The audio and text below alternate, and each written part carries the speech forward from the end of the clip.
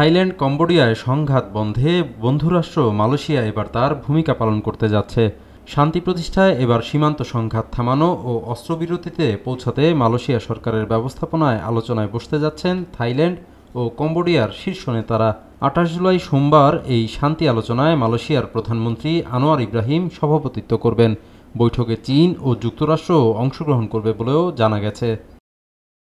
মালয়েশিয়ার সংবাদমাধ্যম বার্নামার বরাত দিয়ে বার্তা সংস্থা রয়টার্স জানিয়েছে, ব্যাংকক ও নমপেনের অনুরোধে এ শান্তি আলোচনায় মালয়েশিয়ার প্রধানমন্ত্রী আনোয়ার ইব্রাহিম সভাপতিত্ব করবেন।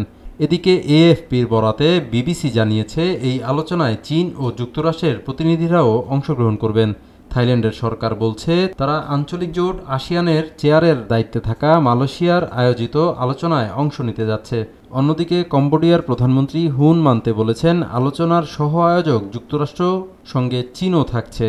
এদিকে মার্কিন পররাষ্ট্রমন্ত্রী মার্কো রুবিও বলেছেন, শান্তি প্রচেষ্টায় সহায়তার জন্য যুক্তরাষ্ট্রের পররাষ্ট্র মন্ত্রণালয়ের কর্মকর্তারা মালয়েশিয়ায় অবস্থান করছেন। যুক্তরাষ্ট্রের প্রেসিডেন্ট ডোনাল্ড ট্রাম্প এর আগে বলেছিলেন, থাইল্যান্ড ও কম্বোডিয়ার দুই সরকার প্রধানই বিরোধ মেটাতে চান।